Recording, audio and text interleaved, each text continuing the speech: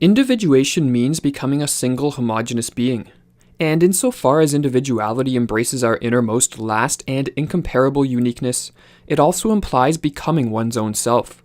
We could therefore translate individuation as self-realization. In this second video in our mini-series on the ideas of Carl Jung, we are going to examine the individuation process, a process Jung believed to be essential for a healthy functioning personality. Such an examination will lead us to explore some of the parts of the personality that Jung viewed as particularly important, namely the persona, the shadow, the anima and animus, and the self. Before we go into more detail on the individuation process, we will begin with a brief overview of the relevant content from our first video on Jung. Jung conceived of the psyche, or one's total personality, as composed of a conscious and unconscious realm. The unconscious realm he split into the personal unconscious and the collective unconscious. The personal unconscious is largely composed of repressed elements from one's personal history, while the collective unconscious is composed of instincts and archetypes which are common to all human beings. Archetypes can be viewed as evolved cognitive structures which influence emotions, thoughts, and behaviors. Archetypes provide structure to different parts of the psyche, and the psyche functions optimally when there exists a harmonious balance between these parts. Unfortunately, according to Jung, few people function in an optimal manner. Rather, most suffer from imbalances where some parts of their personality suffer from inflation or overexpression in consciousness, while other parts suffer from deflation or underdevelopment whereby they lack proper expression in consciousness. Imbalances, Jung believed, often lead to the development of neuroses and a lack of vitality in life. Working to bring about proper expression of the various archetypally structured elements of one's personality by confronting contents of the unconscious and thus obtaining self-knowledge is the purpose of the individuation process. It is important to note that this process occurs spontaneously if unimpeded, as the contents of the unconscious naturally strive for outward expression in the world, or as Jung put it, everything in the unconscious seeks outward manifestation. However, the problem is that while natural, most people get stuck at various stages of the individuation process, as they are unable to properly integrate into consciousness certain elements of the unconscious. How to promote such integration when it does not occur naturally was a question of deep concern for Jung. Through his patient analysis, research, and personal experience, he arrived at the idea that dreams provide the greatest opportunity to access the unconscious, as he put it. Dreams are impartial, spontaneous products of the unconscious psyche, outside the control of the will.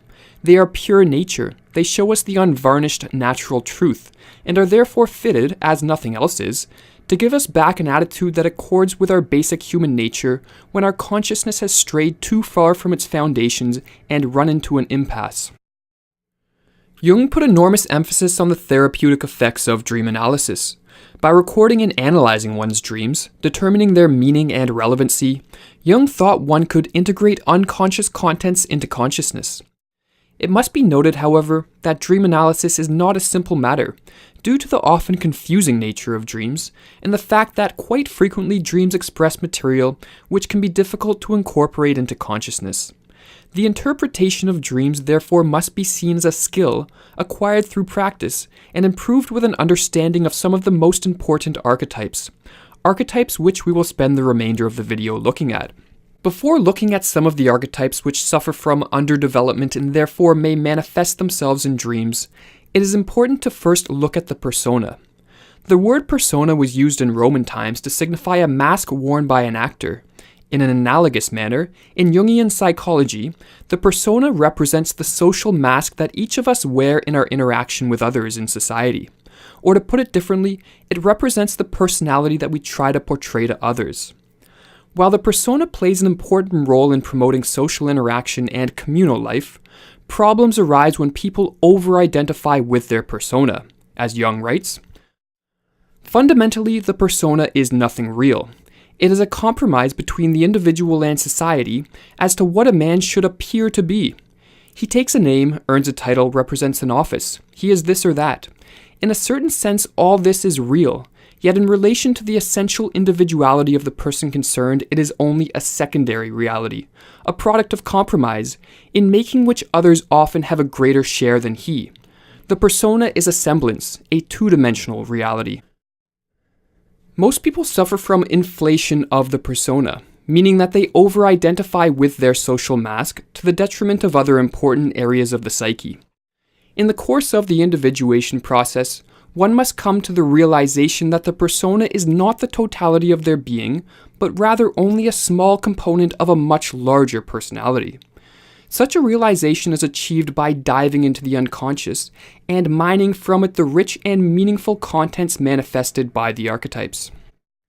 The first stage in the exploration of the unconscious, according to Jung, is an encounter with one's shadow archetype. Over the course of one's life, certain personality traits elicit negative feedback and even punishment from others. This negative feedback creates anxiety, resulting in these traits being pushed away from awareness into the unconscious, where they form the shadow, the dark side of one's personality. To become aware of and integrate the shadow into consciousness is often a difficult and sometimes heroic endeavor, but failure to do so can create chaos in one's life. In the darkness of the unconscious, the shadow is far from impotent, but instead influences emotions, thoughts, and behaviors in a manner which is beyond conscious control. Often the shadow finds expression through projections, whereby instead of seeing the disagreeable elements of the shadow as residing within oneself, one projects these traits onto others. Bringing elements of the shadow into the light of consciousness is crucial if one is to correct some of these less desirable aspects of themselves, as Jung explains. Unfortunately, there can be no doubt that man is, on the whole, less good than he imagines himself or wants to be. Everyone carries a shadow, and the less it is embodied in the individual's conscious life, the blacker and denser it is. If an inferiority is conscious, one always has a chance to correct it, but if it is repressed and isolated from consciousness, it never gets corrected. The shadow, according to Jung, is not only composed of negative traits, rather, in the process of over-identifying with the persona, often people reject personality traits not because they are harmful, but because they don't fit with the dominant social attitudes of the day. Therefore, when integrating the shadow into consciousness, one is also exposed to positive traits and creative energies that can bring about a renewed sense of vitality to life. The shadow, when it is realized, is the source of renewal. The new and productive impulse cannot come from established values of the ego. When there is an impasse and sterile time in our lives, we must look to the dark, hitherto unacceptable side which has been at our conscious disposal. In addition to the shadow, another archetype which normally suffers from underdevelopment is a contrasexual archetype termed the anima in males and the animus in females. While the persona is oriented outward, acting as a barrier protecting the ego from the external social world, in an analogous manner the anima and animus is oriented inward, protecting the ego from the sometimes threatening and overwhelming contents which emerge from the dark inner depths of the unconscious. The natural function of the animus, as well as the anima, is to remain in place between individual consciousness and the collective unconscious, exactly as the persona is a sort of stratum between the ego consciousness and the objects of the external world. The animus and the anima should function as a bridge or a door, leading to the images of the collective unconscious, as the persona should be a sort of bridge into the world. An encounter with the anima and animus is manifested in one's consciousness as a meeting in dreams or visions with a member of the opposite gender. Such a figure often arises during times of severe psychic disorientation, offering guidance as to how to remove any psychological barricades hindering the natural progression of the individuation process.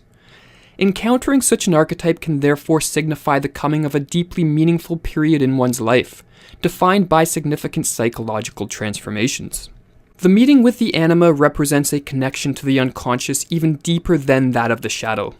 In the case of the shadow, it is a meeting with the disdained and rejected pieces of the total psyche, the inferior and unwanted qualities. In the meeting with the anima, it is a contact with levels of the psyche which has the potential to lead into the deepest and highest reaches that the ego can attain. After one encounters and integrates aspects of the anima and animus archetype into one's ego, one gains access to enter into the deepest layer of the psyche, the archetype of wholeness, which Jung called the self and viewed as the most important of all the archetypes. Proper expression of the self is the goal of the individuation process, as Jung put it. The self is our life's goal, for it is the completest expression of that fateful combination we call individuality. As the sun occupies the center of the solar system, in an analogous manner the self is the central archetype of the entire psyche. The self archetype acts as the unifying or organizing principle of the psyche, and is oriented toward a union of the conscious and unconscious realms. Remembering from our first video on Jung that the center of the field of consciousness is the ego, Jung noted that the more numerous and more significant the unconscious contents which are assimilated to the ego, the closer the approximation of the ego to the self, even though this approximation must be a never-ending process. As one increasingly identifies with the self, they will notice a greater sense of harmony both within themselves and with the world as a whole. In fact, Jung saw a connection with the self as so important that at various times he described it as a treasure that would make one independent and a link to the infinite.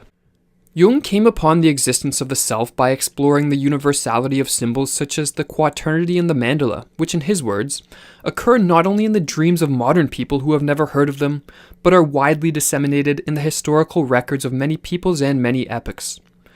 A mandala, said Jung, is the psychological expression of the totality of the self.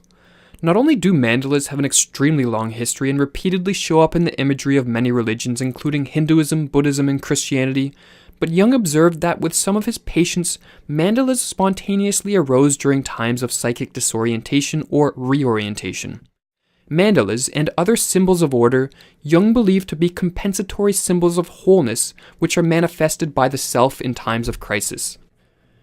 The individuation process, which culminates in an identification with the self, is, according to Jung, crucial for the development of a healthy functioning personality, as well as the expression of the unique potential that exists within each of us. But along with these personal benefits, Jung thought the process of individuation was essential for the well-being of society. Jung believed that conformist societies, composed mainly of people who over-identify with their persona, are easy prey for the rise of oppressive governments. Therefore, it is essential for any lasting positive societal change that increasing numbers of people, assisted by the individuation process, come to the realization that there is more to their being than the social role dictated by their persona. A society increasingly composed of individuated individuals would not, according to Jung, succumb as easily to the rise of oppressive governments. Insofar as society is itself composed of de-individualized human beings, it is completely at the mercy of ruthless individualists.